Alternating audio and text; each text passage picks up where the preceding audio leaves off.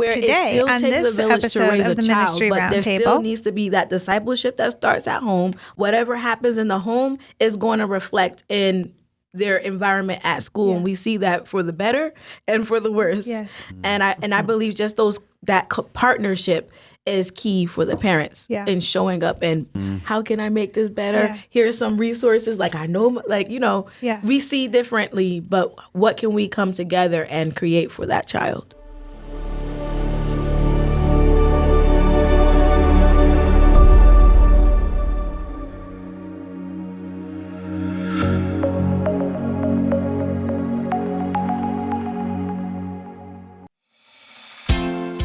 Welcome to the WIHS Ministry Roundtable, a video podcast and radio program that meets in studio with local ministry leaders for an extended interview to discuss a variety of spiritual and practical topics from a biblical worldview that is both meaningful and engaging. Hi, welcome to today's Ministry Roundtable, where today we're going to be talking about Christian parenting and education. Today, I have 3 guests with me, and I'm going to go around and I'm going to let them introduce themselves to you today. So first, we're going to start with Rob Fernandez. Hi, my name's Rob, homeschool dad with my wife, Alicia, and my 4 boys, Eric, Jacob, Matthew, and Samuel. Thank you. Nice to have you here today. Thank you for having me. Tanya? Yes, Tonya Snyder. I am the head of school at the Cornerstone Christian School in Manchester. I have been in education for about 40 years, Christian education for all but 8 of those years, and I have 5 children myself. Oh, thank you. Thank you for being here. Awesome. Angela? Hi, Angela Blake, and I am a science teacher in the Hartford Public School system.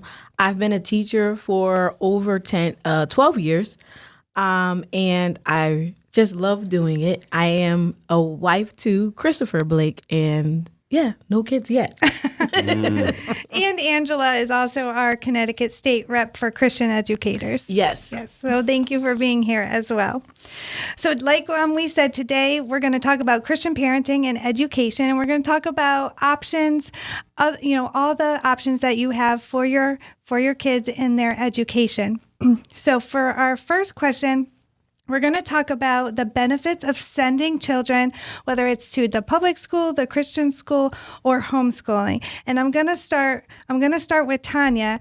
So Tonya, how do Christian schools? No, sorry.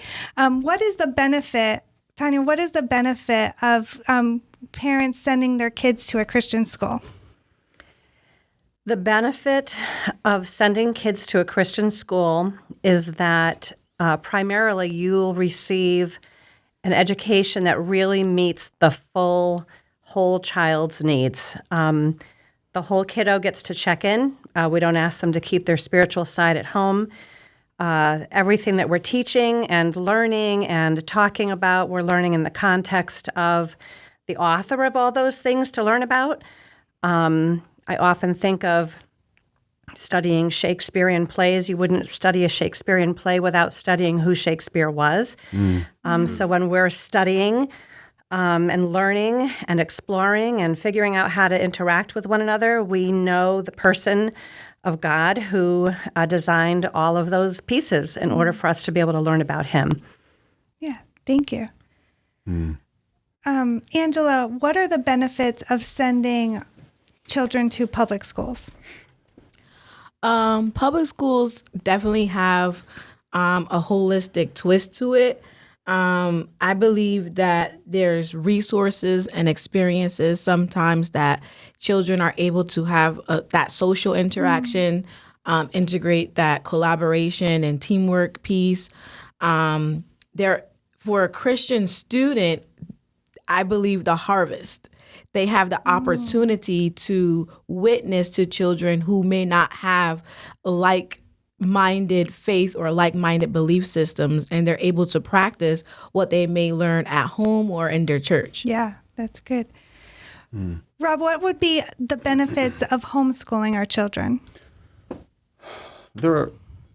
I would probably say that homeschooling is a lot. It's a next step. When you have a family or when you get married, you have a spouse, you don't have any children. And when you have kids, it kind of elevates all your emotions, all your experience in life at that point. As I'm sure we could all attest to, or at least you and I, you have 5 kids. You cry in ways you've never cried. You laugh in ways you've never laughed.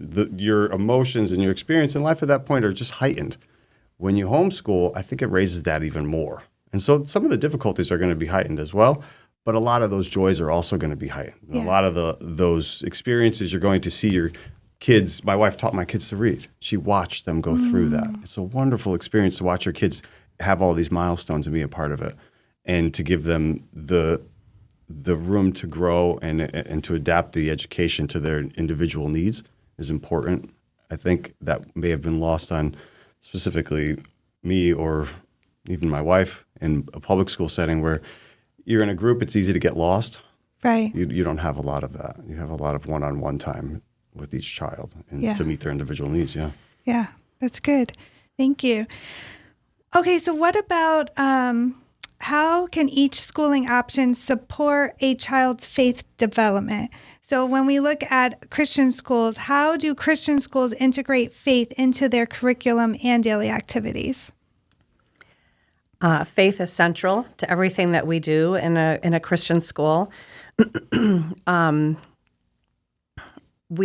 I oftentimes kid and say, and with tongue in cheek, that if you're applying to have your kiddos come to our school, or if you're applying to teach at our school, or if you're applying to be an administrator, read the fine print, because it's a requirement that you be a sinner, because there's no such thing as any of us being sinless. We're all faulty people that work here and that teach here, that learn here. It is real life learning that happens in a Christian school.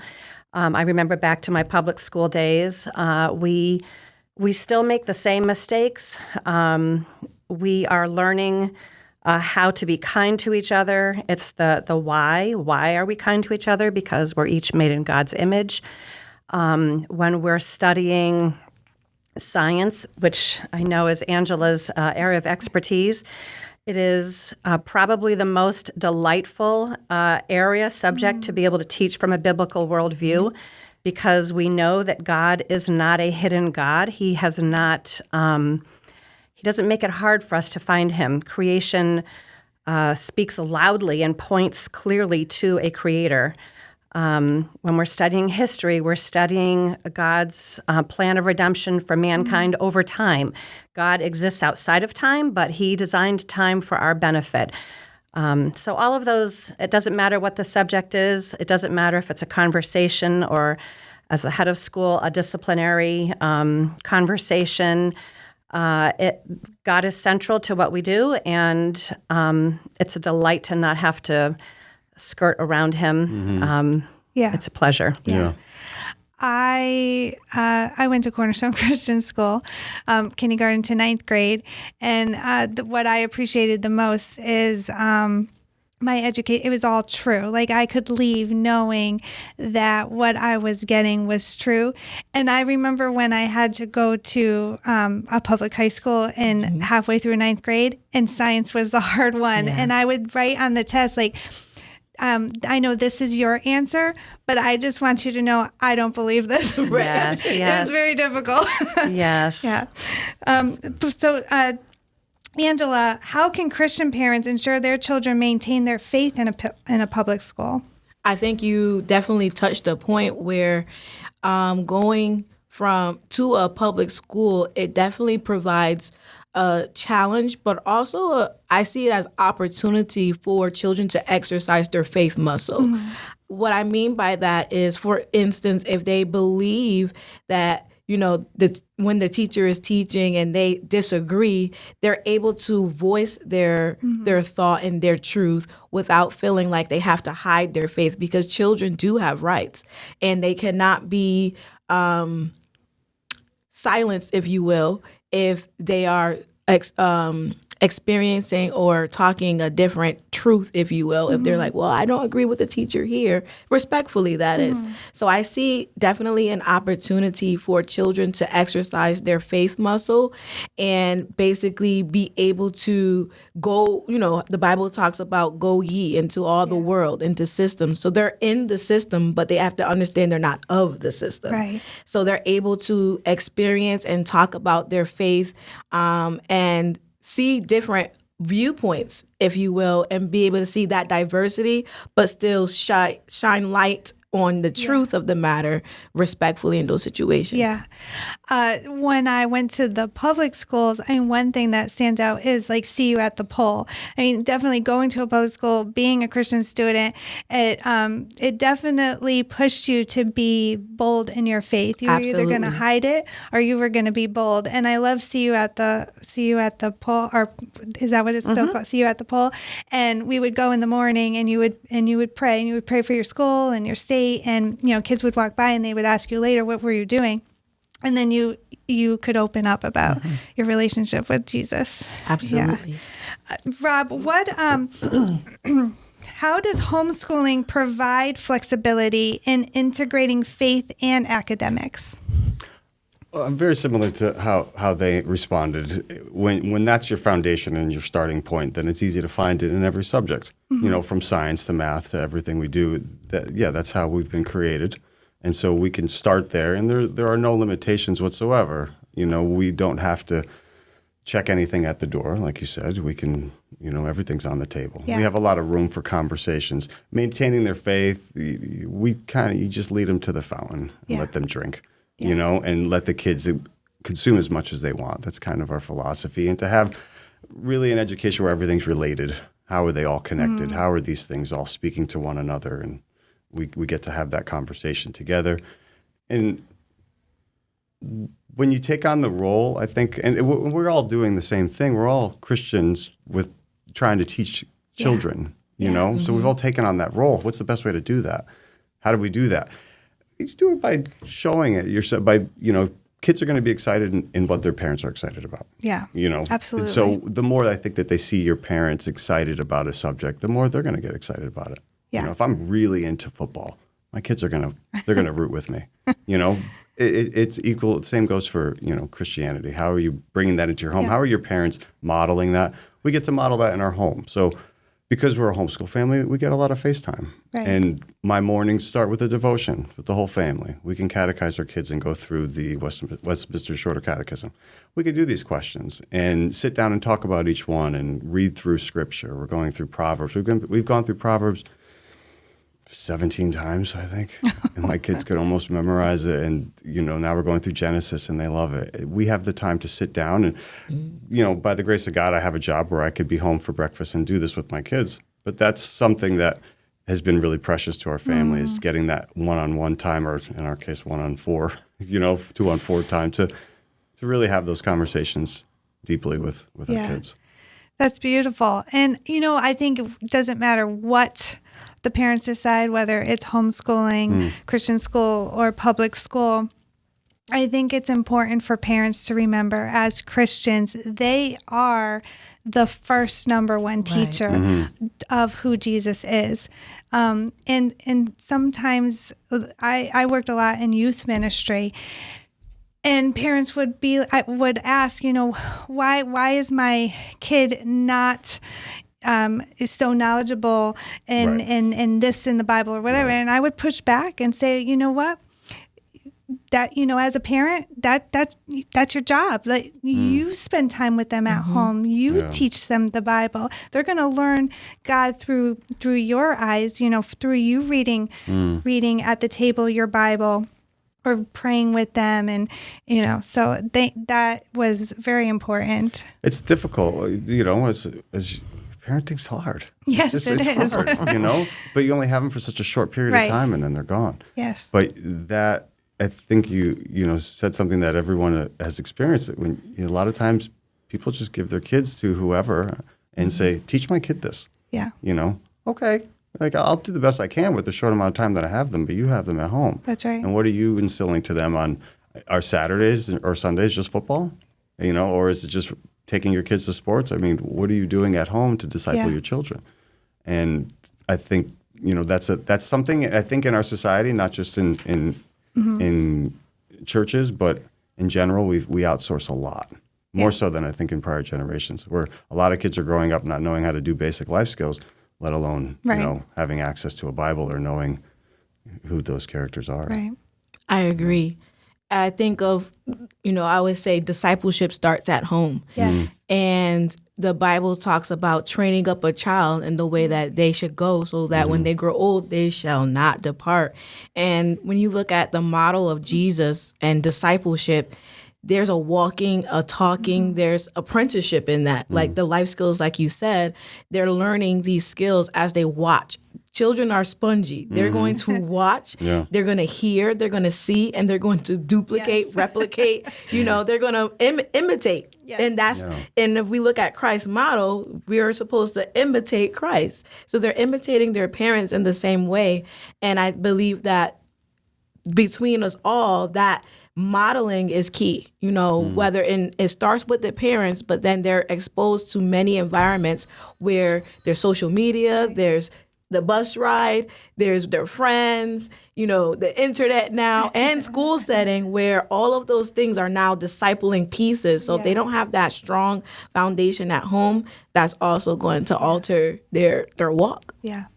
Yeah. Interestingly, with Christian education, one of the maybe potential pitfalls that parents I have seen can fall into is thinking that by sending my kids to a Christian school, that means they're safe. That means that I don't have to worry about certain things. And the truth of the matter is, it doesn't matter where we're, even if we're homeschooling. I homeschooled for 12 years myself, and we still live in the world. I mean, we still participate in the world, and God ordained parents to be the educators of their children. That's his model, his scriptural model.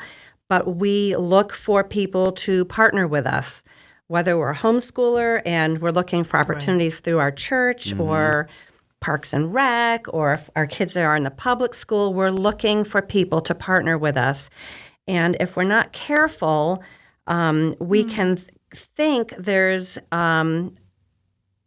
lack of need to be as vigilant when our kids are enrolled in a public school. And I would say that is a mistake that parents would make. We often say we like to have parents, churches, their pastors to know that they're sending their kids to our school, because we want to make sure pastors understand that we do not believe that we take the place of the church, because we do not. We are not instead of the church. We are actually, if we're doing our job well, we are encouraging good, strong members of their local churches, but not falling prey to thinking that everything's okay just because you're in a Christian school. Absolutely. Again, we're still sinners. Right. We still are imperfect people, and we need the body of Christ to work together for the benefit of education. Yeah. And that goes into our next topic. How can the broader Christian community support parents in their education choices? So, Rob, for homeschooling, what are some strategies for ensuring homeschooled children have adequate socialization opportunities? Oh boy, the social question. If you've ever homeschooled, there are probably two questions I get asked the most. Well, first off is, your wife must be a saint. That's the first thing that people say. Secondly, it's, what about social skills? It's probably, it's right on everybody's mind, because you get it asked a lot. So I'm glad you asked that, because it is something that people always ask, is what about social skills? And I always say, well, what does that mean? What are social skills? And how do you teach that in any environment? What is this? What is the way in which a public school setting or a private school or Christian school setting teaches social skills? Right. And I don't know, because I'm not in that environment right now. But when I was a kid, there was no method for teaching social skills. It was more of a sink or swim, throw them to the wolves kind of approach. And, if you turned out weird, then that's just your social skill now. But I do notice that a lot of homeschool parents, when they take on the role of teaching, you take on the role of teaching everything. So taking your kids to the grocery store, take them to the bank. I bring my kids to work with me all the time, and they run errands with me. And I slowly acclimate them into each setting so that they know, okay, the next time we come to this place, you're going to give them the deposit slip, or you're going to check us out at the grocery store, or you're going to do this. And these people are going to say this to you, and they're going to say that. What's going to be your response to that? And I've watched them overcome hurdles because not everybody's an extrovert. Some people might be a little shy in public. So, we take on that role of teaching them manners. And again, it starts, as we all agree, it starts at home. It starts at the dinner table. Yes. It's not a cafeteria. Exactly. Like we're going to show some manners here at the table. And this is where the children come to sit with the adults and hear the adults have conversation. Yeah. Is it always successful? No. Are my children always listening and quietly learning? No, but it does start at home. And so we do actively teach them how to have manners and be in the world. But teaching, there's no social skill class, Do you get together with other homeschool groups? Yes. So there are plenty now. One of the good things about social media and the internet, there's a group for everybody. Right. If you have a weird group you want to be a part of, there's one out there. So, but homeschool groups, yes, there are many. You could go on, there's many resources I'll share, but you go online. We have a homeschool group that my wife started a co-op. She wanted something that met our needs, that was using the curriculum we use. We use a Charlotte Mason curriculum. And she wanted to create a co-op, and that's been growing, and we've actually had to turn people away because it's just too full, because we want to keep it at a certain size. Right. But to answer your question, yes, we do meet once a week, and it's beautiful. Yeah. Kids are reading Shakespeare in the park. It's great. So there is that community outside of our church, yeah. I know another question is, what about sports? Maybe that question was even more asked, 20 years ago. Now we have, town sports and even like travel sports. But can you speak to that? I don't want to offend any of my friends who have their kids in sports. I have a hard time with sports. And it's not that because I have any bad experiences with it. I think it's gotten a little out of control. It's a distraction. It's a big distraction. And I'm taking this from people who are not Christians, from people who grew up in sports. I have friends who were drafted into the Mets out of high school and spent that time and then instilled all those same lessons into their kids. And their kids had the same education in sports, or the same experiences in sports that their father had. And they've told me I would never do it again. Yeah. It's just gotten too much. Yeah. We've become idolaters of sports. We idolize sports. And it's taken a lot. And so when you have one kid, maybe taking them to a practice here and there isn't that big of a distraction. But when you have four kids, each going four different directions, and now you don't see them for dinner and you don't see them for Sundays and they're missing church, it becomes a problem. Yes. And so as much as I think the teamwork aspect and the, athleticism, I think that's great. And so we do a, what's it called? Upward Sports, I think, is if I'm getting the name correctly. But it's flag football. They get together once a week on Wednesdays in the season, and they'll play football for an hour on Wednesdays. We don't miss dinner. We don't miss Sundays. And they get to play football with their friends. They have basketball, baseball. And it's a great community. If anybody could start an Upward Sports group, a league, and sometimes they compete with other leagues in Connecticut. But it's not travel. And I do have not family, but friends who do the travel, and it's a lot. It's a lot. It's very taxing. Yes, my kids were in travel. It's a lot. I think anybody who has kids or teaches kids knows that it's an investment, right? Yes. And so if you're investing in your children, you have to weigh the costs. What are the costs? What are you rewarding? What are you getting back from your investment? And the amount of hours that it comes from being a sports family. Right. The return isn't always there. Right. I agree. What are the unique benefits of being part of a Christian school community, Tonya? Well,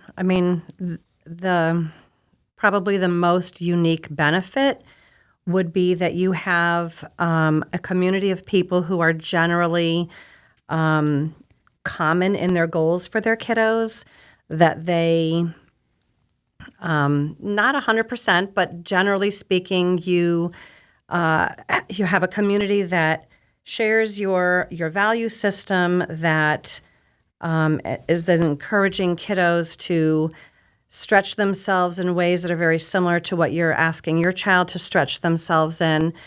being able to be kind of like that extended family. I know when we moved from homeschooling to Christian schooling, that was an important piece for us as well.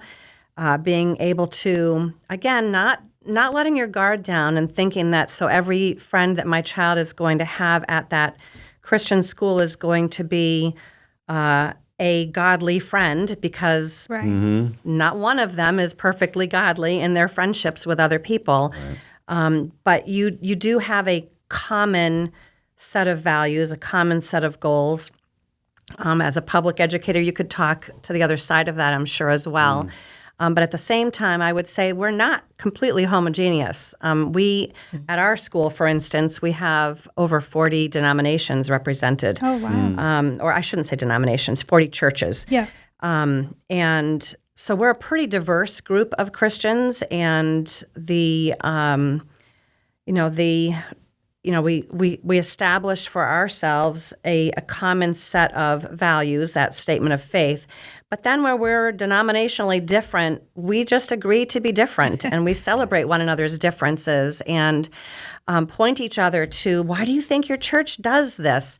What in the Bible tells you that would be, and this church, they read the same Bible and they conclude over here, and that we can be a community that explores controversy. We know even politically, Christians are all over the place.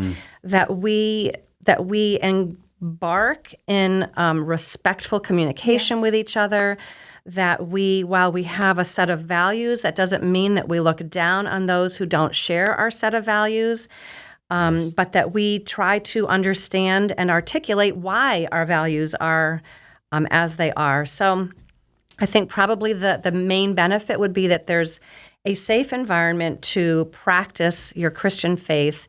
And there's a lot of practicing that happens. Again, lots of failure and needing to have correction. We do have that for ourselves at our school. We subscribe to a program called Frenzy. It's a biblical social emotional learning program, which intentionally teaches, how are you a good friend to somebody? What does that look like? And why do we need to wait our turn? Why, and it's just looking biblically at all of those questions that honestly, if none of us were educated and the Holy Spirit didn't guide us, we would be really fallen people. And our, falling to what our nature would do is pretty ugly. So we do intentionally try to address and pro-teach some of those skills, and then do lots of practicing in the middle. Lots and lots. Thank you for that. Angela, how can Christian parents get involved in their child's public school to support their faith journey? The first thing I think of is showing up. A lot of times, even with middle school, I don't see a lot of parents show up. Yeah. So the first step is show up. I know that there's different reasons and, different barriers for parents nowadays. I think this business of school now has gotten people, busy with a lot of things. And I agree, there's like idolatry of a lot of things going on where we're not putting the family first. Right. And so showing up is the first step. And then when showing up, I know myself, I talk parents as partners. Like, how can we partner to make sure that your child is getting what they need for their growth, not just in school, but really that expands to their life. So parents can definitely, communicate, with the teacher. And it goes both ways. But like I said, I see a difference between like elementary grades, middle school. I taught high school as well. You don't see as much. There's a disparity in like just showing up, being there, your presence. And, even when I attend the basketball games for some of my students, the parents are not there for whatever reason. And there's different reasons that could be, that's valid. But there are times where there's a level of presence that's needed to show that, all right, we're in this thing together, and I'm not just dropping my kid off and leaving them, because now, again, the discipleship and that is not congruent with what's happening, because there's discipleship happening in the school too. Sure. So if you're not understanding or seeing what's happening, who are your children's friends? Yes, exactly. What are they looking? Those are the ones teaching. They're the like, kids. so my child was, yes, they were listening to this, and I'm not sure if you know that, and that presence is important, because we were doing research one year as an educator, and they said on average students spend 3 minutes of meaningful conversation with their parents. Wow. 3 minutes. And they call us, and they have this saying of, and local parents as teachers. So I've had students mistakenly call me mom, and I'm like, yeah, school mom, sure, but no, But that there's the village factor, where it still takes a village to raise a child, but there still needs to be that discipleship that starts at home, like an ecosystem, the inner to the outer. Whatever happens in the home is going to reflect in their environment at school, and we see that for the better and for the worse. Yes. And I believe just that partnership is key for the parents in showing up and hey, how's my child doing, and how can I make this better? Yeah. Here's some resources. Like I know, we see differently, but what can we come together and create for that child? That's great advice. That's great advice across the board. Yeah, and equally, I think that it's starting to create a generation of kids who don't even know what that looks like. Right. Because if your parents aren't involved in your life, you're not going to know what it looks like to be involved in your child's life. Yeah. And it's becoming a multi-generational problem. And it's not just worldly children or parents. It's the parents. I know children who say, I go to church, miss, and it's the same situation. So I don't see necessarily in the public sector, I don't see that division, if you will, that separation that we're supposed to, the light shining. We don't always see that with the children because of that piece that's missing at home, or that community piece. It could be church, home, or wherever they attend. So it's been, my youngest is 18. So it's been, I don't know, maybe 6-7 years since she was even just at elementary school. And when my kids were in elementary school, parents were very, very, very involved. We were asked to be there, participate, go on field trips. I'm not really sure where the time frame, happened. Maybe COVID played into this. But now I have nieces in the same elementary schools. And there's not that many parents involved. And I don't know if it's that the parents don't want to be involved. Or they're not asked. And the school's not asking them to be involved. I think there was something happened there. I think it's multi-layered, actually. Yeah. You've got parents, more and more, in the state of Connecticut anyways, more and more families have to be double income earning families. Have to work. That's super, it's essential to live. Secondarily, we have more and more, right or wrong, you could have a whole other discussion on that, but more and more laws that we have to follow in order to maintain the safety of the children that are on our campuses. Public school, Christian school, we're obligated to the same laws. You can't have volunteers like you used to have without conducting appropriate background checks. And Ministry Safe is a training that we use. We're obligated to laws that didn't exist 10, 15, 20 years ago, that just make it harder to be as welcoming and open-doored as you might like to be. You got to figure, even in the public schools, you're having to check into your school offices very differently today than you did 20 years ago.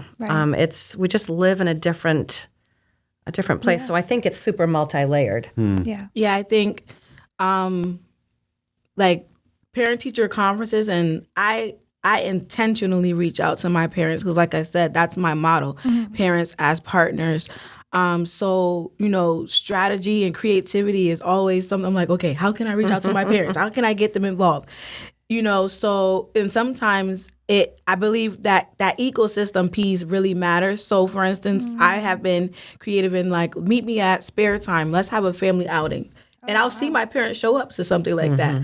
But they're not necessary. And it's a time where it's like Saturday. So, and I'm like, let's have a homeroom gathering. And I'll meet the parents before school. That's my thing now. And I'll see and meet my parents that I'm going to see and talk about expectations. They'll get to ask me questions in a different setting. So I found that creativity in that because, like you said, the work, the systems, is crazy where parents have to work 2 jobs, 3 jobs, and talking to them like, well, I didn't work night shift, so I don't know what to do. And it's genuine. The system has created such hardship for parents where if they're a single parent home, that's another layer, so I don't have people at home, but I need to work and I'm sorry. So I as a teacher now, I can see that and then make amends and like, okay, how can I creatively, still within my job description, but still creatively meet the needs and meet them where they are. And that's the Jesus model. Like that's the Christian educator in me now. Cause now I still work for Jesus. What would he do? So, and then there are the parents who don't show up just because they do not prioritize. And we can usually differentiate the differences because of when we have those phone calls or those conversations. So the busyness, that busyness situation where we're all like, okay, we got to work. And people idolize that now. Like it's a great thing to be busy, but no one's productive. Like, it's a difference. So I think, just managing that time and definitely having that, I think that's where community partnerships come in, where now you have after school programs. And I think that's where, that village model definitely needs to come in. Yeah. I would agree. And also I would add to that we have people in our homeschool community who are single parents, homeschooling, working. You can find creative ways to make, and I'm not saying that none of that is true. I don't know how you would parent a child by yourself. I mean, it's difficult enough with a husband and a wife. Yeah. It's hard enough already. Single mom, my hearts go out to them. And I know many. It's not easy. But I do know some single moms. I've come across many that homeschool and are single moms. There are a lot of creative ways to make income now. So I know moms that, have jobs at odd hours and that you can make money in between or you can homeschool. That was one of the reasons why we decided to homeschool was the freedom to do it whenever you wanted, wherever you wanted. And so on your terms, on your schedule. So there's some flexibility there. And there's always going to be sacrifice, when you have kids. Something's got to give. When you have a kid, you say, okay, what are we taking off the table? There's only so much time in the day. We have to sacrifice something. Yeah. And you have to decide, everybody's education or family life is going to look different. Right. But you have to say, okay, what can I do for the best interest of my child to bring him up in that, like we talked about, that fear and admonition of the Lord, to train him in the way that he should go. Well, what's your priority? You said the perfect word. Right. Yeah. Yeah. And so I think it's going to look different for every person, but there are a lot of avenues and a lot of resources to help people. The curriculum, you don't have to design your own curriculum. You can get a curriculum that aligns with your spiritual values, or you could join communities and have flexible jobs. But I agree. The state it is a little pricey to live here. The expenses have made it hard. It is. To be on a one-parent income. That is hard. Yeah, it's definitely, it's a burden. Yes. So my kids are old enough to start having babies, and these are conversations that they're starting to have. My oldest daughter, she'll say, well, I want to stay home and raise my child, but I don't know financially if we can live on one income. So I understand that. And those challenges, absolutely. I met a father of 9 children on a teacher's salary, homeschooling all 9 kids. And I had to sit down and talk to him for a while because I said, how do you do that? A teacher's salary with 9 kids homeschooling. I don't know how he did it, but it gave me hope.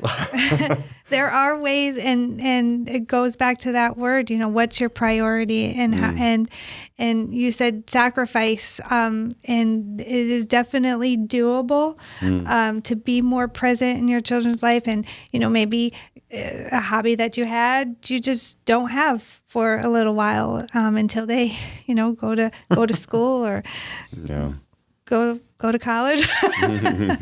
But I also know, as a parent, there is nothing more satisfying than being a parent and then seeing them at 18 and saying, wow, I was part of that, So anyways, this is great discussion. What about challenges? I mean, we're talking about some challenges right now in the public school. What challenges might Christian parents face in public schools, and how can they address them? Some challenges are, curriculum that definitely goes against the value systems, adults, people who work there who are different and go against the value systems of, the Christian family or the Christian student. Some other challenges could be definitely where I would park there. I think it's the main challenge would be the differing and belief systems, because the other challenges are pretty, wide. Like how we said, transportation, showing up, that's Christian or not. Like that's just that's just human, But as far as being a Christian family and sending your child to a public school, it's always the question of, is my child getting things that are going against what I teach them at home or what they're learning in church or just our value systems? Some ways that I've seen and even encouraged some parents who, they're like, oh, you're a teacher of faith. Like, I don't hide my faith in school. I know my rights. So they're like, well, what can I do? I was like, I always tell parents, and even with working with Christian educators, your children can legally pray in school.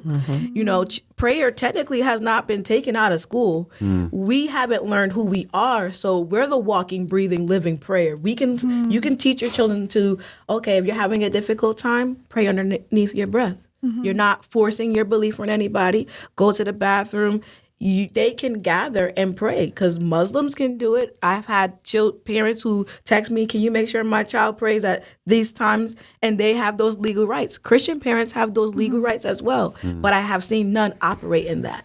So it's a matter of being educated. I think one of the things that is important in the public school system for parents is definitely being educated, so that you're not fearful of what you can and cannot do in that, and your child can or cannot do in that particular area or system, and then working with the church community or family to back that up.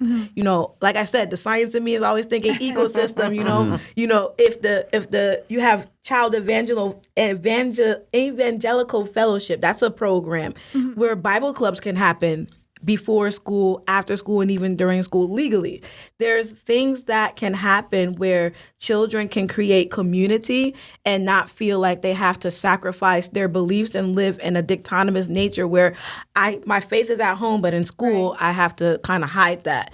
It really boils down to, continuing that momentum and discipleship and that boldness, like I taught you here, you don't back down for anybody, but that comes with I would say the lack of fear comes with that knowledge of knowing that I know my rights, so I know how to, communicate if someone tells me that I can't do a certain thing.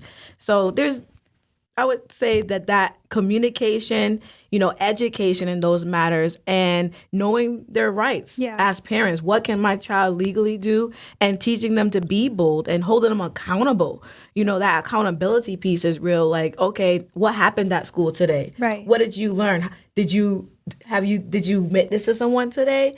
What was your day? There's different accountability factors where you can check in with your child and be like, what happened at school? And how are you exercising that faith muscle in that particular environment? Yes. My especially my 18-year-old, she's pretty bold. and she has had many times in her, especially her senior year, because they had the, what senior class was it? I can't remember, but it was like a political class that they all have to take. And she would many times email her teachers and say, I felt really uncomfortable with what you said, or I just feel like she always did it in a respectful manner. Right. But she said, this doesn't belong in the classroom. This kind of rhetoric doesn't belong in the classroom. And I just really want to learn what I'm supposed to learn. So yes, and then especially nowadays, parents need to know like you said, rights. Their rights. And I think it would be important for even the churches to kind of back that up and support the parents in that, maybe sending out resources as well, or just reminding parents when they do have questions to the pastor, hey, you know what? Why don't you look into what the state legislation is on that? And we work closely with Peter Wolfgang. Mm-hmm. What is it? The family. Oh gosh. Well, Peter Wolfgang, his organization is big in the state of Connecticut, and they're always at the state capitol fighting specific things that are taking the rights from families and children. Family Institute, yes, yeah, and like the litter boxes in schools that are in other things. So it is important to know again what's going in, what they're talking about up at the Capitol, and for parents again to get involved and be present. So yeah, thank you for and knowing the law is key because a lot of times what's expressed through media, it's 10% of what actually is what the laws are saying. So a lot of times, so even how you said like striking down those laws, a lot of people didn't understand the implications of the Title IX amendment. And, Christian educators, they went head to head with that other, and they won that battle where now you don't, I as an educator do not have to, I will not get in trouble for saying a different pronoun, for instance. That was a thing, and it's not, while we respect and we operate in God's love, now it's a constitutional right of now you're going against my right. Right. So it's like rights against rights. Mm-hmm. Right. But then the bigger picture of, males being in female, those things are different things that are, happening in the litter boxes and things happening in Christian education. These laws have been stricken down. So now that has been, if you don't know that, your child can go to school thinking that they have to hide and they have to feel like they can't speak up. But the law says that you can fight that. So understanding the law and what those implications are and where your boundaries are and parameters within that is important for the church as well. Not just a parent, but the church. So now we're a community. We are the kingdom, So we need to understand the laws and that governs our children and where we send them and ourselves. That's good. Have you seen a lot of the restrictions at least limit what you can and can't do in schools? I mean, you've been in the public school setting, the two of you, for quite a while. What kind of ways have laws maybe made your jobs harder? Are there anything specific that you see maybe erode over time? Do you have hope that it's getting better or getting worse? I'm sorry. I know that's not on the list of questions to ask, but I'm not in this world, so I'm learning a lot. I mean, Angela's currently in the public school system. For me, back in the 90s, actually the mid-80s to the mid-90s, for me at that time, probably the biggest challenge for me as a Christian who was teaching in the public school system was my inability to answer the foundational questions that every kiddo had. I taught first and second grade, and when we would teach about the life cycle or a plant life, there inevitably there would be the question, but where did it start? Where did it start? Sure. And I couldn't. You weren't allowed to. I could only speak to it as a theory. I couldn't give the answer that I knew was the truth. This was in the 80s and 90s. This was in the 80s and 90s. I couldn't give the whole truth. And that for me I felt I was being asked to compromise my faith as an educator. I wanted, and we talked earlier together about how God steers our path. And And for me, in my his steering of me as an educator was he took me out of the public school system so that I could teach in the context of truth without apologizing for it. It is hard. I mean, I respect you, Angela, and I will pray for you, actually, because I think that would be really hard to do, especially in the field of science. Sure. So I Do you asked see you that that a lot, earlier. Angela, now? I would say in my beginning years, coming to teaching and then being a science teacher on top, and I'm like, I would be like, God, I don't know about this. And then as I grew as a teacher, he showed me the ambassadorship. And what I mean by that was prayer over everything. There was wisdom in which I can say certain things. So like legally, if a child asks a question, I can answer it as long as I'm not pushing a belief system on. I didn't know that. So I would not, in my beginning, I'd be like, I don't know how to answer this, but now I'm able to strategically maneuver questions and because I teach science, it's great because I can ask questions to get them to question and come up with that answer, the answer. And they're like, oh, so the Big Bang Theory was not really. I'm like, good, good observation. Good observation. And I'm able, and God is great. He'll give me those questions on demand in the classroom now.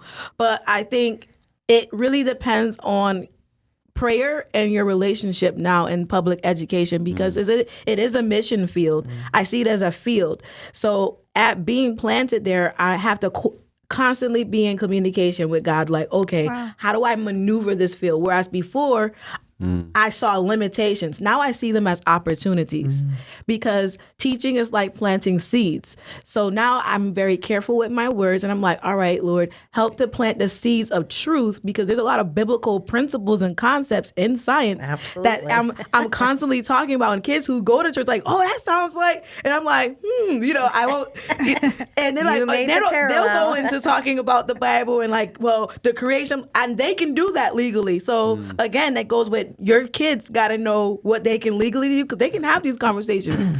And I'm just there like, as long as I have to monitor everybody's being respected, no matter what their belief system is.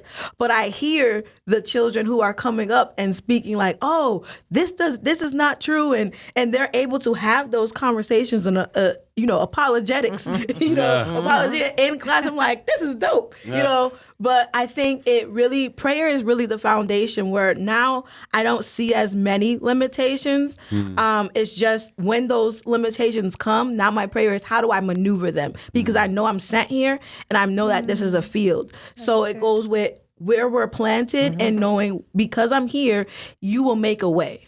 And when you make that way, nobody can stop that. So that's my mindset now compared to, having those blockers or barriers up before. Yeah. There's so many more questions that I even want to ask, but we're running out of time. Well, for the Christian schools, is the government trying to get into the Christian schools, or you can keep them at bay? Yeah, I mean, we don't accept federal or state funding. Okay. So that's a big step. Yeah, it's a huge step. It is. You asked Angela what the drawbacks are or the challenges in a public school. The challenge for us is that we don't accept federal or state funding. So all of our programming is reliant entirely upon tuition and the generosity of donors that support Christian education. So therefore, even with all of that in place, it means that we are we're limited in who is able to attend our school. Right. We are constantly on the search for ways to make the offering affordable for families, for a larger range of families. It also means that we don't have the luxury of providing a ministry area that would actually be like so important for us to do, and that's like special education. Sure. We don't have the resources to be able to offer those kinds of services because we don't have the public funding. As a result of not having the public funding, it preserves for us the right to say, as long as, and we have a set of lifestyle guidelines that we have published that explains what our positions are on the really hard things of life. And it's not to point fingers or to ridicule those who don't meet those lifestyle guidelines, but it says, here's where when we are going to have hard conversations or when topics come up in amongst the kids or in the health curriculum, here's where we're going to land. Here's where our default will be. Especially as kids are older with high school, you really want them to walk away asking more questions than having heard all of your answers. You really want them to wrestle with really meaningful, hard things that they're going to have to either be able to defend when they get into college or they're going to be the legislators of tomorrow. So, while I wouldn't say the state is getting into what we're doing, I will say that, state laws have affected us. We can no longer allow a religious exemption for people with vaccinations, which is really unfortunate because we're a religious institution. Wow. But as an accredited school, we have to follow the state laws. So we have to abide by that. It is for both public and private schools. So that's it's a limitation where the state law steps in. Having the way that you do your conduct your safe environment with volunteers, we're required to follow many of those laws as well. They're not bad laws. They're not in the intention of them. The intentions of them are good, but the implementation oftentimes is that's more the challenge than anything. And then it oversteps. And it oversteps, Typically and now it it kind of handicaps some of your ability to live out the distinction that you have as an organization, as an Even institution. without taking the funding, Yeah. What about homeschooling? Are there challenges in homeschooling? No, it's easy all the time. 100% I could list a whole smooth bunch sailing. of challenges. Yep, the hills are alive with the sounds of music every day in our Children are house. little angels. Yeah, we're the Von Trapp family. No, it's more like 7 brides for 7 brothers. It's the challenges I think we talked about, and that comes with just parenting and just trying to teach kids the practice. Those are challenging, and my wife's home, steering that ship. But it's a job. Yeah. It's, but she's not getting paid for it. But it's a job, and it's it's daycare, and it's teaching, and it's cooking, and it's clean. It's a lot of hats. What do you do for your wife? So that's a great question. It's like, I can't step in and start teaching. She's doing that. I'm not gonna. You can't have 2 cooks in the kitchen for that kind of stuff. So I can just try and facilitate an easier area for her to do that. Yeah. So I do all the grocery shopping. I help with the breakfast and the dinner, and I'll help with chores around the house and stuff. And my kids, they're very helpful around the house. They have a lot of chores to do. But, it's a challenge. There's 4 boys. And, I don't know if I'm going to drop a bombshell on you, but kids don't care about your schedule. They just, maybe you never heard that before. But if you have a schedule, no kid's going to say, hey, Mom, I see you're really stressed. Let me help you get to your schedule more efficiently. No kid's going to say that ever. So, the challenge is having to wrangle those cats all day and get them to focus. And boys are obviously very high energy, and they are taught differently.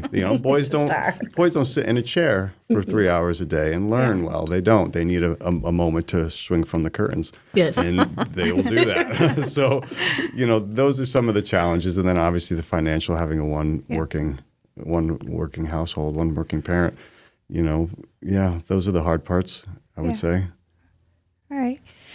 How can parents determine, and this is for all of you, and this will be the last question. This has really been a great discussion. How can parents determine which schooling option best meets their child's individual needs and learning? That's a good question. I would say prayer. Amen. Like, God knows the path. He knows, far beyond than what we can think. And, after prayer, count the costs. Ask God about what is it in my child? Because again, the whole goal is you're training up that child.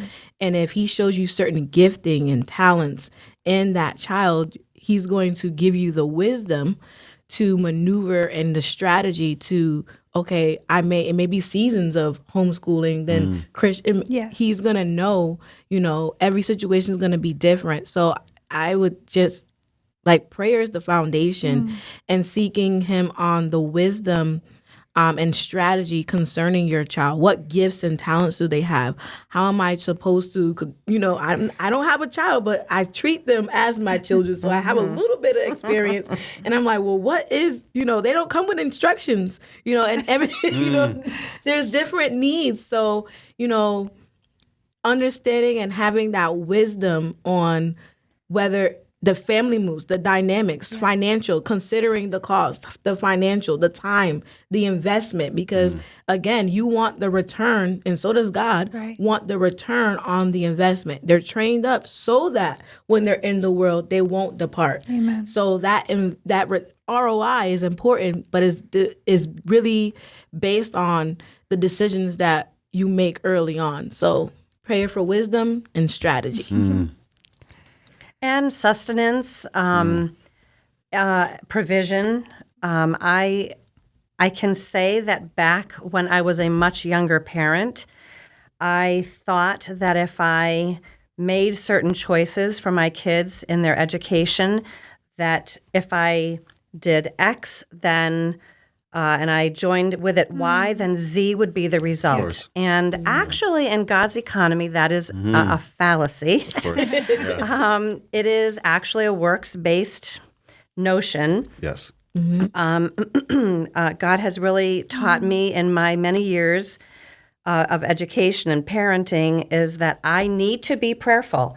I need to put myself before the Lord and ask him to reveal to me what my motives are behind whatever it is I'm deciding to do, whatever I believe that he's leading me to do, that I would be bold and trust him in taking that step forward, that if indeed that is the choice for my children that he would desire for me to make, that he will make a way, he will make provision for it, but that I would not be, as I have sometimes found myself, especially in my younger years, disappointed by the outcome, or even take credit for the outcome if I'm proud of the outcome. Right. I am called to simply be obedient to what it is that God calls me to do as a parent, as an educator, as a church member, as a daughter, as a wife, as a whatever my role might be. I'm called to be obedient, and then I have to trust God to meet uniquely with all 5 of my children and all 7 of my grandchildren and all of their parents. I have to trust and believe wholeheartedly that he alone knows how to meet individually with each one of those people. I have to give them the dignity to let God do his incredible work in each of their lives. And it's going to look different for every single. I still marvel. How could God create such 5 unique individuals in one home? I don't understand that. It's pretty incredible. But prayer, trusting God, and being right before God, this is what I'm doing because, Lord, I believe this is what you're calling me to, and moving forward. Yeah. Thank you. I would mimic that same thing, prayer and trust. If you're really invested in God's word and trying to walk that line and God is the focus in the center of your life, then all these things are going to, he's going to align these things, right? For us, when we started, we simply just did a pros and cons. To answer your question specifically, I would say, forget everything you know. If I look back at when we decided to homeschool, we just said, let's just take everything off the table and let's just pretend we just got here to this planet. How are you going to educate your kid? What is the best way for you and this family to educate this child? And don't just put them in this environment because that's what you grew up with. or because that's what everybody does, which is what happens. Right. So we say, well, everybody, why would you do that? Oh, I don't know. Why do you do that? Why do we make the choice we have? Nobody ever sits down and asks themselves the question, why do you do what you do? Mm-hmm. And I think of pros and cons and being in God's Word, that helped us a lot when we first had our first son. Yeah. And I think I would give that advice. And again, obviously, like you guys said, it's different for every family. It's going to look different. But if you're seeking God first, that's a good start. Yeah. Amen. Well, thank you so much for this discussion. And that's all we have time for. I wish we could continue. This was a great topic. But parents and listeners and grandparents, I think the number one takeaway is we need to trust God with our kids, and we need to be present and obedient to what God has for us and our children. So again, thank you so much. This was a very enlightening conversation. Thank you for having us. Thank you for having us. Thanks again for joining us for the WIHS Ministry Roundtable, a video podcast and radio program that meets in studio with local ministry leaders to discuss spiritual and practical topics from a biblical worldview. If you missed some or all of this broadcast or want to watch all of this program in its entirety, including additional content cut for time, you can watch this episode now on our WIHS YouTube channel. The on-air editions can be heard on Saturdays at 3:15 a.m., 12:15 p.m., and 5:10 p.m. right here at your station for Hope and Encouragement, 104.9 WIHS.